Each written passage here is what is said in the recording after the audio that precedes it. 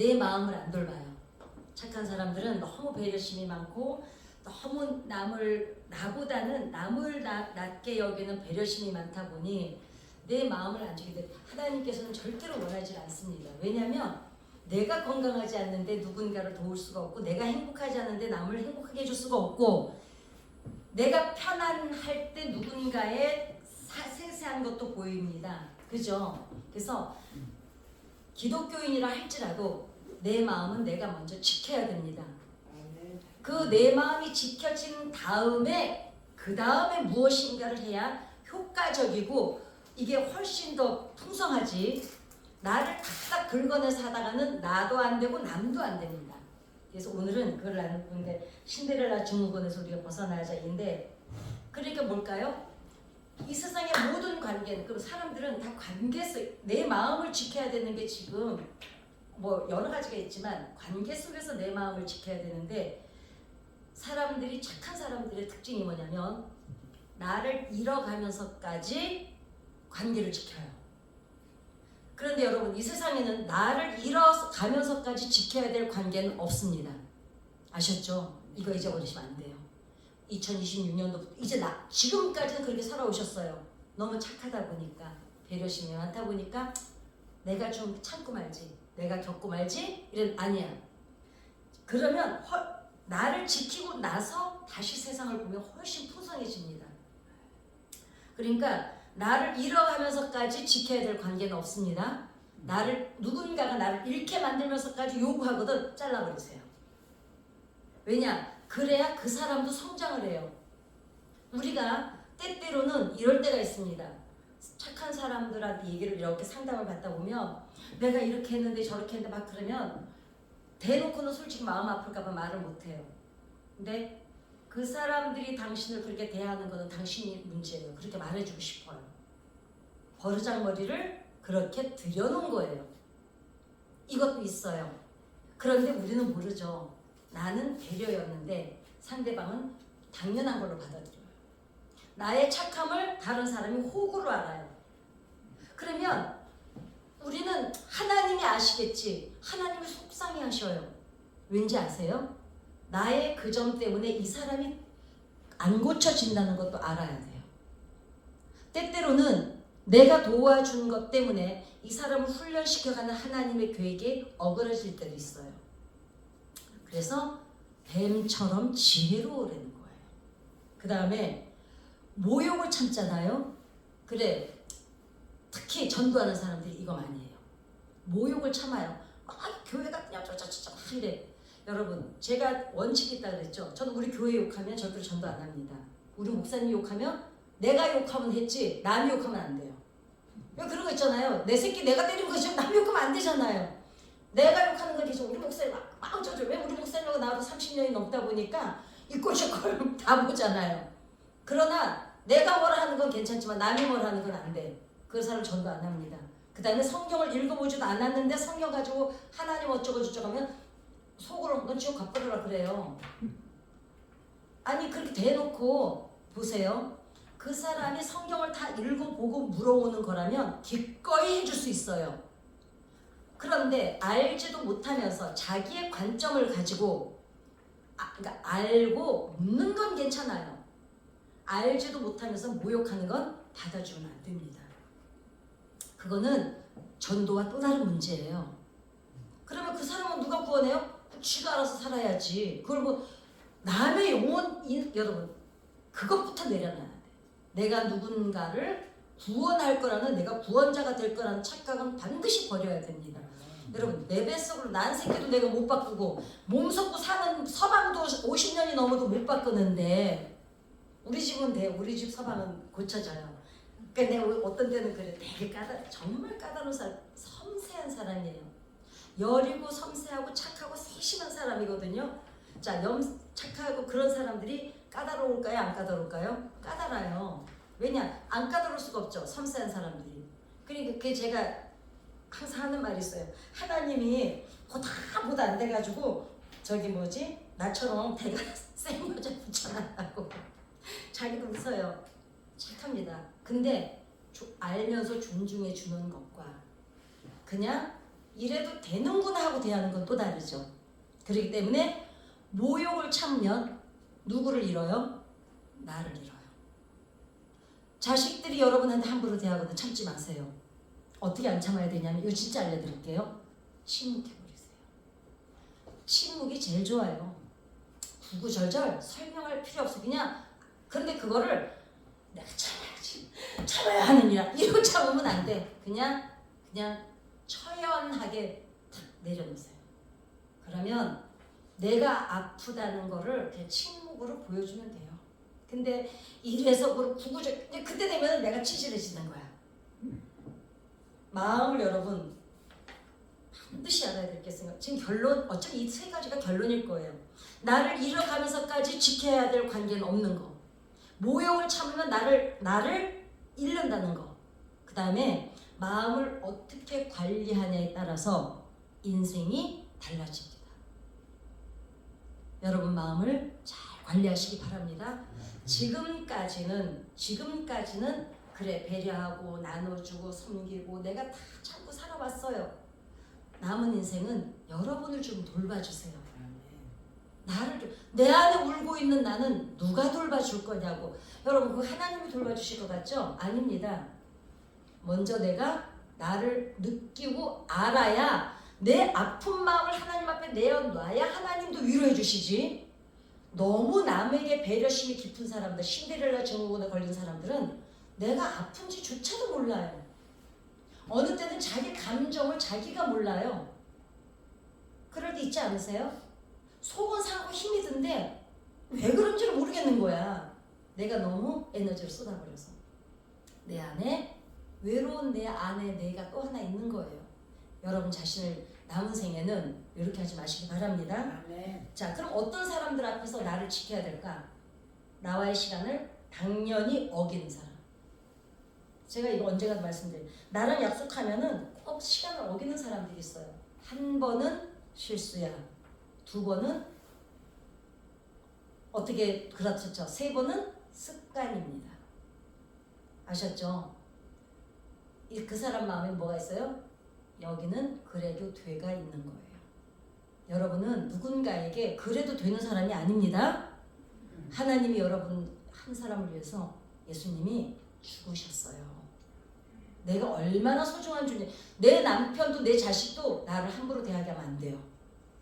왜냐면 나는 엄마이기 전에 하나님이 두고 보기에도 아까워하는 새끼예요. 그러니까 여러분들은 절대로 안 되냐. 근데 또 하나, 나와의 시간을 당연히 어기는 사람을 왜 손절해야 되는지를 말씀드릴게요. 누군가 내 오늘을 못 넘긴데 인생 이제 시한부 인생이라 그 사람에게 내일은 다시는 오지 않을 시간이에요. 그죠? 시간이 그렇게 그 사람에게는 너무 소중한 시간이에요. 또 하나, 오늘 지금 이 시간은 전에도 없었어요. 후에도 없어요. 누군가와 약속을 하셨다면 그 시간을 내가 30분을 우리도 누군가에게 늦으면 안 돼요. 정말 피지 못할 사정이 있을 때는 뭐 그거는 그럴 수 뭐 그건 다 이해하는 사안이니까. 근데 너무 습관적인 것들이 있어요. 그리고 꼭 모임에도 있잖아. 꼭 늦게 온 사람은 끝까지 늦게 옵니다. 보세요. 내가 만약에 누군가랑 약속을 해서 그래 나한테 그러는 거 말고 내가 권사님하고 약속을 해서 30분을 늦어요. 30분 동안 권사님이 나만을 위해서 뭔가 할 수 있어요? 기다리느라고 신경이 쓰여서 나는 아무것도 못합니다. 5분에 올지 10분에 올지 누가 알아요? 그죠? 그 시간이 그러면 자 봐. 이 시간은 전에도 없고 후에도 없는 시간인데 오늘 이 시간 30분은 내 인생에서 죽어나가는 시간이에요. 누군가의 시간을 내가 인생의 시간을 도둑질한 거예요. 이게 여기의 관점으로 보면 얼마나 끔찍한 일인지 아시겠죠? 절대로 남의 시간 뺏으면 안 됩니다. 왜냐? 오늘 죽는 사람에게는 오지 않을 내일의 시간을 우리가 지금 누군가의 시간을 도둑질하는 거예요. 그렇기 때문에 나랑 시간 약속을 할 때 나도 그러면 안 되지만 누군가도 나에게 습관적으로 그러거든 그 사람하고는 약속을 하지 마세요. 그리고 반드시 물어봐야 돼. 그 시간까지 안 지킬 것 같은 나는 그럼 5분은 내가 5분 지나면 난 가야 돼. 다음 약속이 있어서. 이렇게 해버리고 내가 없어져 버려야 돼. 근데 또 있잖아. 착한 사람들 어때요? 아이, 내가 좀 참으면 되는데 앞으로 하지 마세요. 지금까지 했는데 뭘 더 하려고 그러세요. 그죠? 더 하지 마세요. 그 다음에 먼저 연락 안 하는 사람한테 굳이 미안해할 필요가 없다는 거. 착한 사람들의 특징이 뭐냐면 한 1년 만에 2년 만에 연락이 오면 갑자기 연락 받는 순간에 막 미안해져 내가. 나는 연락 못했는데 생각해보세요. 쥐나 나랑 똑같이 연락 안 한 거예요. 그죠? 고마운 건 있죠. 왜냐 나는 2년이 돼도 연락 안 했는데 2년 만에 먼저 연락해 줬으니까 감사할 수는 있어요. 그런데 너무 미안해가지고 너무 고마운 나머지 죄송하다는 말을 막 하는 사람들이 있어요. 제가 그랬어요. 생각해보니까 니도 안 했네 나도 안 하고. 왜 그래요? 그만큼 안 해도 별로 교류가 없어도 되는 관계였어요. 그러면 죽지 않고 살아있는 거 확인했으니까 된 거예요. 근데 이런 거는 있죠. 이런 건 있어요. 제가 우리 미경이도 알지만 신영숙 집사님이라고 있거든요. 어떤데 1년 동안도 통화를 한 번도 안 해요. 그러다가 한 번 만나잖아요. 그런데 어저께까지 만난 것처럼 똑같아요. 그건 왜 그래요? 서로 알아. 그리고 굳이 통화해서 뭐 잘이냐 안 물어봐도 알아. 그 무슨 일 있으면 당연히 나한테 먼저 연락하는 것도 알아. 나도 기도하다가 이상하면 연락하는 걸 알아. 그러니까 그리고 늘 이 자리에서 제가 우리 신영수 지사는 기도를 해요. 그러니까 어떻습니까? 1년 만에 만나도 똑같아요. 왜냐? 늘 마음속에 두고 있었던 사람이라. 그거 하고 잊어버리고 또 이 사람 어떻게 지냈나? 이러고 연락하는 거하고는 다르죠. 그냥 아는 지인일 뿐이에요. 지인까지도 안 되죠. 그 다음에 내가 없는 자리에서 뒷담화하는 사람은 절대로 잘라내세요. 이럴 수는 있습니다. 내가 사람들이 모여서 이제 뒷담화를 하는데 이런 경우는 있어요. 사람들이 하나같이 내 욕을 하는 거야. 내 친구가 거기 있었어요. 저는 있었던 일을 말씀드리거든요. 지금 나랑 제일 친한 친구 대학 동창이 하나 있습니다. 대학 동창인데 복음성가 가수예요. 그 친구 지금 거의 한 10년 넘게 연락 안 합니다. 사람들이 막 이제 무슨 노래 스타일이 나와가지고 뽕짝이니 뭐니 막 뒷담화가 있었나 봐. 근데 누가 그래? 그 친구도 가만히 듣고 그냥 있더라는 거야. 걔는 아무 말도 안 했어요. 그럼 가만히 있는 게 동조일까요? 아닐까요? 무한의 동조입니다. 그런데 저는 또 어떠냐면 걔 확인은 해요. 제가 대부분 거기에서 애들이 그럴 때 지가 한마디는 해줘야지 어떻게 안 할 수가 있어? 이러진 않아요. 저는 또 제가 또 쿨한 성격이잖아요. 합리적인 성격이잖아요. 물어봤어요. 전화해서 야 그때 거기서 다 내 욕하고 있는데 너 가만히 있으니까 그냥 거기서 나까지 말하면 다 나를 또 공격할 것 같아서 무서워서 말을 안 했다는 거예요. 그건 용서해도 돼요. 그런데 무언의 동조가 있어요. 그러니까 그런 사람들 저는 별로 안 합니다. 그리고 또 하나는 있어요. 만약에 동조를 했다 그러면 확인해요. 그때 야 욕한데 너도 같이 한마디 했다며. 이러면 야 그때 내가 미쳤나봐 막 이러면 그래 그건 네가 안 하고 싶었는데 그 무리에서 네가 떨어지는 게 싫었나 보다. 사람들 어떤 무리에서 빠져나오는 거 무서워하잖아요. 그러면 용서를 하는데 그 뒤로는 근데 저는 그 친구를 누가 뭐라 그런다. 이제 한 예를 들면 그 친구가 전라도 광주거든요. 누가 전라도 사람만 욕을 하면요 제가 아주 혀에 아주 그냥 거품을 물고 싸움을 합니다. 전라도 사람들이 니한테 뭘 잘못했냐고. 사람들 다 제가 고향이 전라도인 줄 알아요. 하도 전라도 사람을 끼고 돌아가지고. 저는 강원도 사람보다 전라도 사람을 더 좋아하거든요.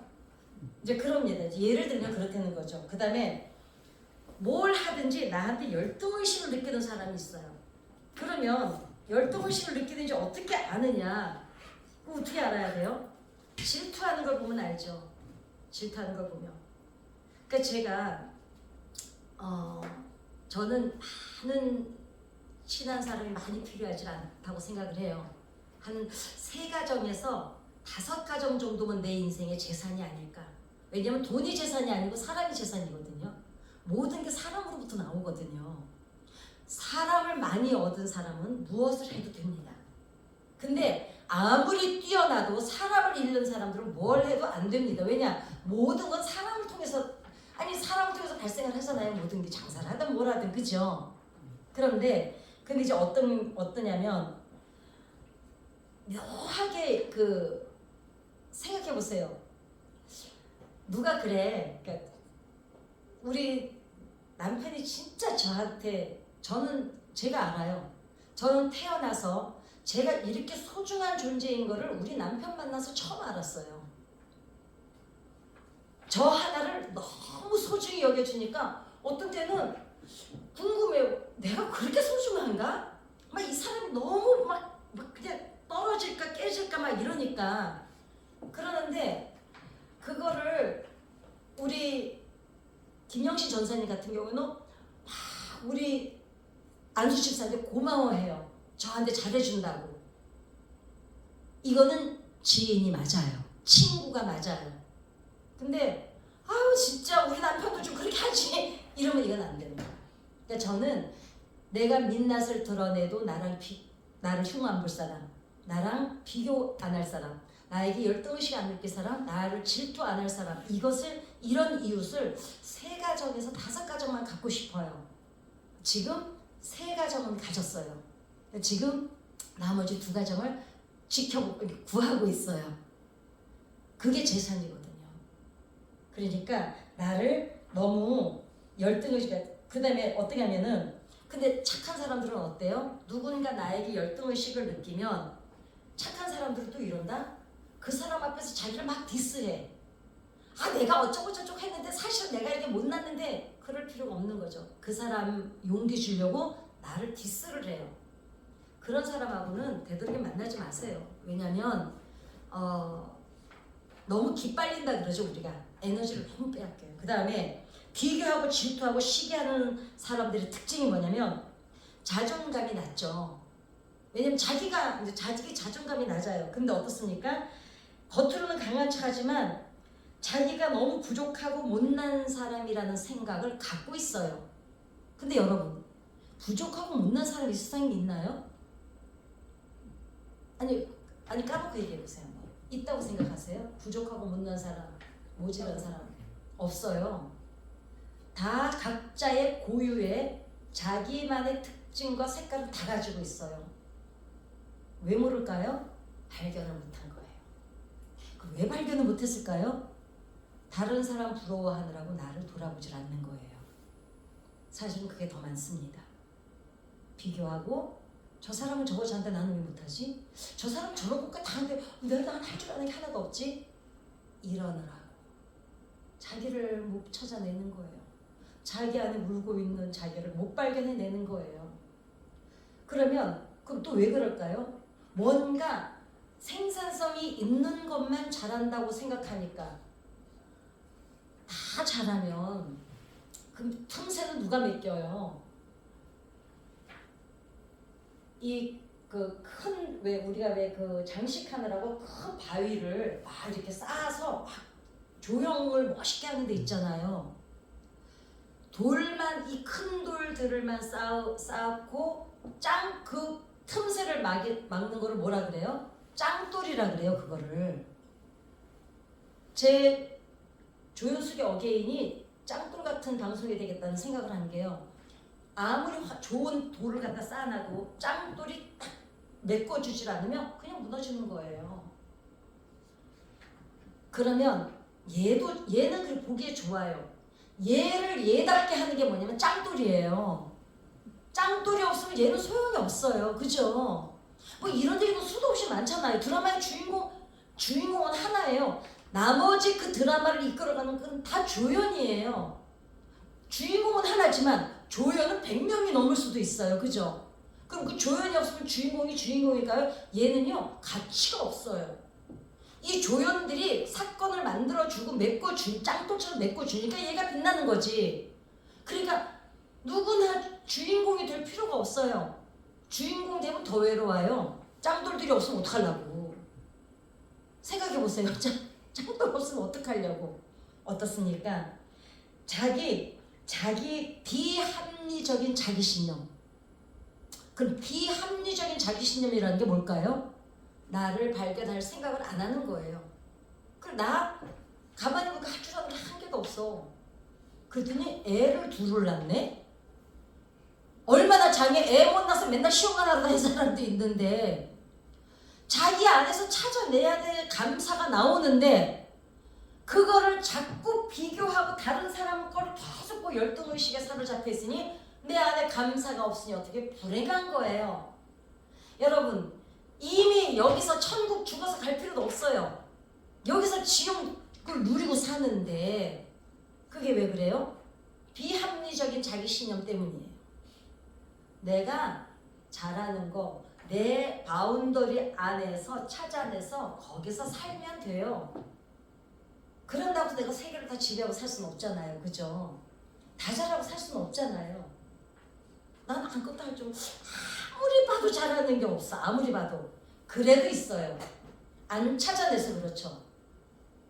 콩나물 하나를 잘 무치든지 콩나물 못 무쳐가지고요. 저처럼요. 온 사람 생각해보세요. 제가요. 콩나물 비빔밥을 진짜 좋아하거든요. 왜 못해 먹냐면요. 물론 밥도 안 되더라고 해보니까. 간장을 만들 줄 몰라가지고요. 보다 어떤 장로님이요. 남자분이 간장을 한 통을 만들어다 줬어요. 내 동생이랑 친한 장로님이. 왜냐? 내 동생이 우리 누나는 그 콩나물밥 먹을 때마다 얘기했대. 우리 누나는 콩나물밥을 너무 좋아하는데 간장을 만들 줄 몰라서 콩나물밥 맨날 사러 먹으러 간다 그러니까 그 간장 하는 거 쉽다고 적어서 보냈어요. 보냈는데 어차피 손이 똥손인 사람은 만들어도 안 되거든요. 이상해요. 그러더니 결국은 여자 목사한테 장로님이 얼마나 보기 불쌍하면 내 동생 때문이긴 하지만 간장을 만들어서 보내겠습니까? 비빔국수를 만들어 우리 남편이 비빔국수를 좋아하는데 내가 하도 못 만들어준다 그랬더니 비빔국수 그 소스를 한 통을 또 만들었어. 이런 사람도 있는데 간장 하나 잘 만들어도 그거 내 재능이에요. 그쵸? 나만 잘하면 돼. 나만. 자, 자기의 가치가 너무 격화되어 있다 보니까 나는 할 수 없는, 내가 할 수 없는 무엇인가를 잘하는 사람을 보면 어떻습니까? 자존감이 높은 사람은 이래요. 나도 해봐야겠다. 이래. 그리고 또 거기 해봤더니 안 돼. 그 사람한테 딱 달라붙어. 우리 친하게 지내자. 그거 좀 나 좀 가르쳐줘. 이러면 될 걸. 그거 비교해가지고. 안 그렇습니까? 이렇게 긍정적, 자존감이 높은 사람은 나 못하지만 저 사람한테 붙어있으면 배우겠다. 이러는 사람이 있는가 하면은 내가 할 줄 아는 거를 다른 사람을 잘하는 거는 부러운데 내가 잘하는 거는 내가 잘하는 거를 딴 사람은 못해야 돼. 그래야 우월감이 느껴져. 이건 안 되죠. 내가 잘하는 거 딴 사람도 잘할 수 있어요. 딴 사람이 못하는 거 내가 잘할 수도 있고 나보다 10가지 더 잘하는 사람이 있을 수도 있어요. 그건 그 사람 몫이에요. 그런다고 천국 지옥 가는데 차이점 있습니까? 없잖아요. 그지? 없어요.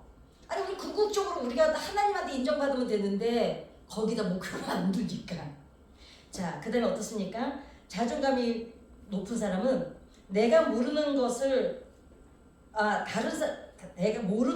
내가 모르는 게 있을 수 있고 내가 못하는 거 딴 사람은 할 수 있을 수도 있고 이렇게 그냥 다 생각을 해요. 자, 그러면 있어요. 그 다음에 그래, 내가 못하는 거 딴 사람이 못하는 거 월등히 많아. 그럴 수도 있지 뭐. 나는 그냥 내대로 살면 돼. 그죠? 그러니까 좀 풀어놓아 다니게 하라.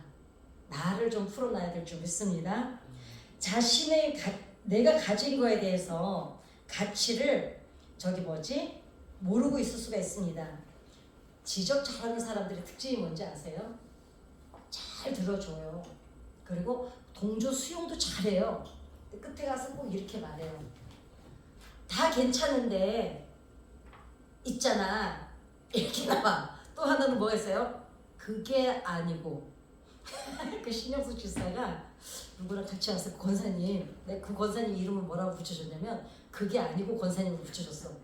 그분이 고민이 있다고 왔어요. 그 뭐가 고민이냐 상담에 내가 상담사라니까 자기 고민을 들어달라고. 자기는 꼭 항상 그게 아니고 이런다는 거예요. 그거 뭐예요? 왜 그게 아니고 왜 그러겠어요? 다른 사람이 다 옳지 않은 거야. 그러니까 뭐든지 그게 아니고야. 그게 아니고. 그러느라고 본인은 얼마나 힘드냐고요. 그죠? 그 다음에 두 얼굴로 대하는 사람. 물론 우리가 한 얼굴로 대하면 그것도 골치 아프죠. 집에 와서 집에서 엄마 얼굴 달라야 되고 밖에 나가서 엄마 얼굴 달라야 되고 교회 가서 달라야 되고 페르조나 다 그 자리에 맞는 가면은 다 쓰고 살아야 됩니다. 그게 그 가면을 쓴다고 해서 나쁠까요? 예의죠.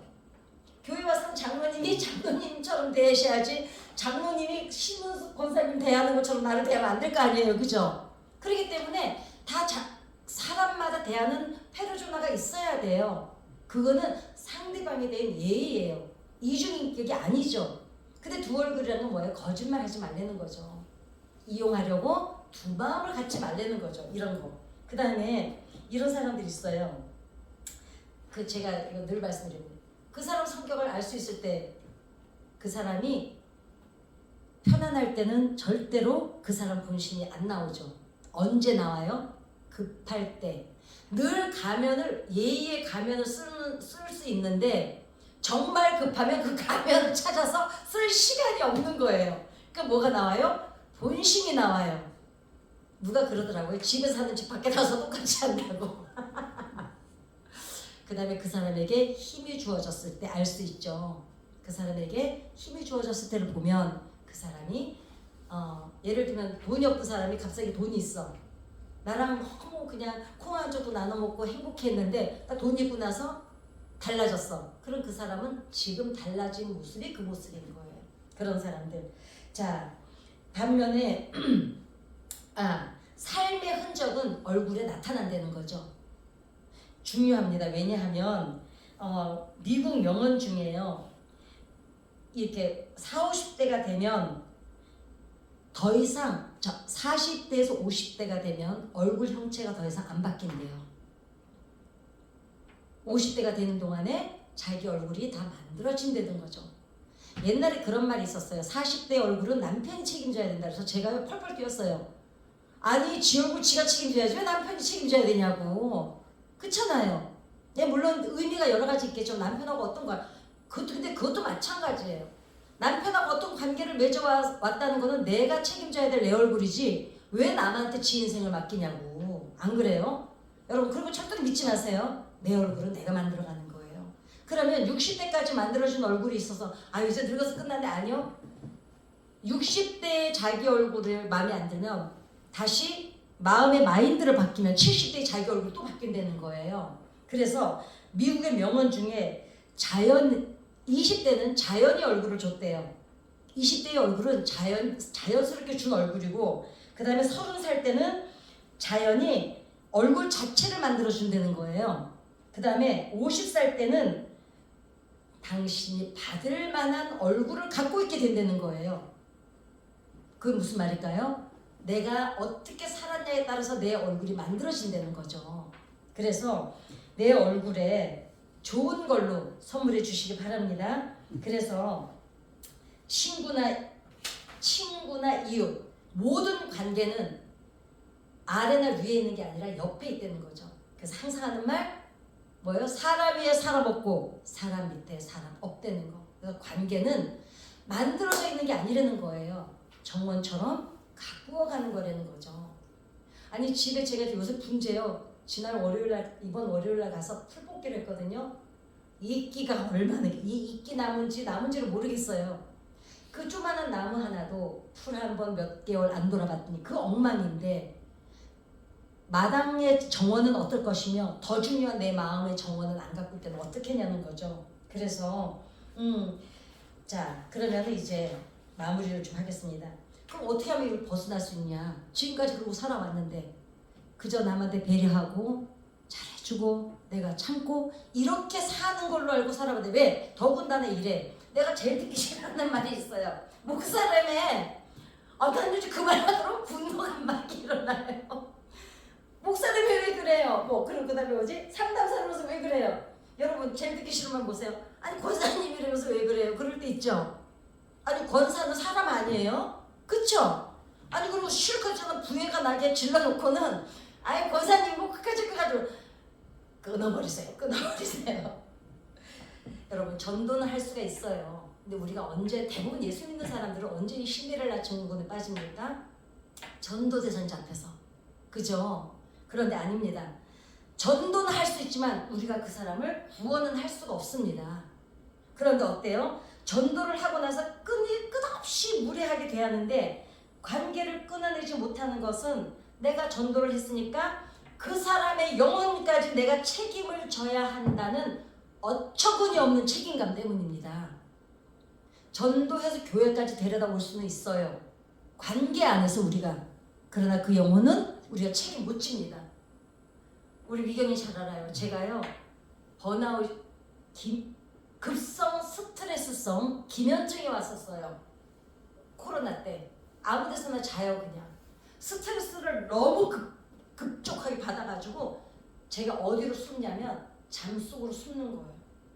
그 우리 예전 교회 앞에 신호대기요. 거기서 잤잖아요. 그냥 경찰이 왔잖아요. 마약 검사까지 다 하고요. 그래서 이제 제가 병원을 한 8군데를 다녔나 봐요. 그랬더니 마지막 병원에서 결론이 나온 게 급성 스트레스성 기면증이라는 거예요. 기면증이라는 병은 전 세계 불치병이에요. 기면증 아시죠? 아무 데서나 자요. 그냥 자야지 하고 자면은 어디 좋지라도 않는데 그냥 일어났더니 내가 잤어요. 그게 너무 위험한 병이죠. 그랬는데 그때 제가 어떤 전도한 아이 때문에 견디다가 제가 걔를 마지막 만나고 딱 들어오는 날 현관 앞에서 그냥 쓰러졌어요. 이렇게 기어서 들어왔어요. 안방까지. 근데 그때 딱 생각이 내가 오늘 죽을 것 같더라고. 막 이게 막 심장이 막 구역질이 나고 어지럽고 진땀이 나고 막 진땀이 줄줄줄줄 나고 매실거리고 어지럽고 막 죽을 것 같은데 그때부터 병이 오기 시작하더라고요. 그래서 우리가 영혼까지는 책임 못 집니다. 전도를 해서 교회 데려다 놨으면 인격이 함부로 하는 건 절대로 봐주면 안 됩니다. 자, 마음이 단단한 사람들의 특징이 있습니다. 자기 확신이 있어요. 이게 있습니다. 다른 사람들이 나를 무시할 리가 없어. 이렇게 생각을 안 해요. 무시할 수도 있어. 그쵸? 아유, 저 사람이 나를 무시할 리가 없지. 아닙니다. 저 사람이 나를 무시할 수 있어요. 근데 무시하면 하는 거지. 그러면 보세요. 이 사람이 나를 무시해요. 즉 김영환 고사님 나를 무시한다 쳐요. 내 잘못이에요? 무시하는 사람의 잘못이에요?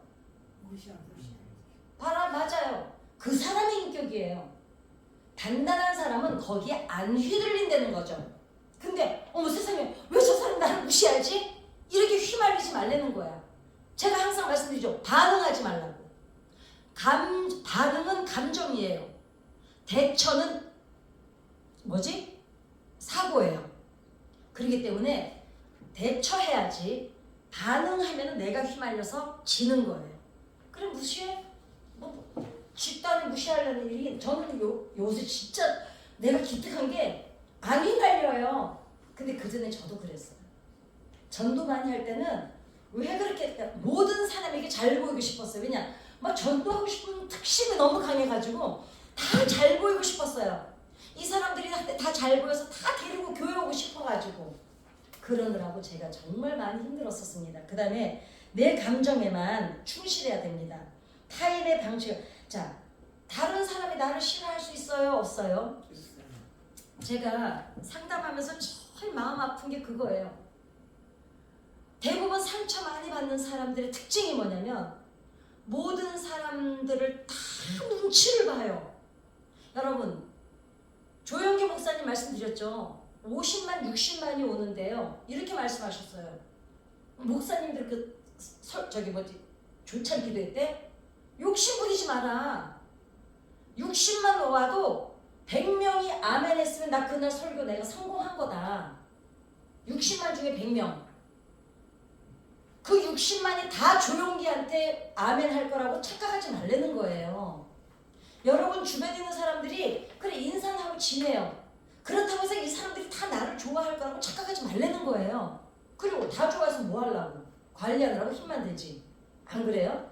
내가 필요한 사람만 좋아하면 돼요. 아셨죠? 그래서 남의 감정 때문에 여러분 힘들어하지 마세요. 그 사람은 그래 살게 두세요. 그냥 나 싫어해? 그럼 자 싫어하느라고 지가 힘들어요. 내가 힘들어요. 그러거나 말거나 나는 신경 안 써서 사는데 너무 싫어하느라고 지가 골치 아파. 내깔려도 그냥 그걸로 이미 지옥을 겪고 있으니까 쌤통이야 쌤통. 그래 안 그래요? 그래 그 밑장으로 살아야 돼요. 그치? 야 그래 너 남 미워하느라고 야 너 지옥 살고 있구나 랄랄라다 야. 왜냐면 지가 이미 지옥 살고 있잖아. 지옥은요 우리가 살면 안 돼요. 아셨죠? 그러니까 누구를 좋아하려고 애쓰지도 마시고요. 그냥 자연스럽게 좋아하면 감사하고 싫어하면 말고 안 보면 되고 이렇게 이 배짱 좀 가시고 남은 인생은 어떻게 해피하게 살아야 돼요.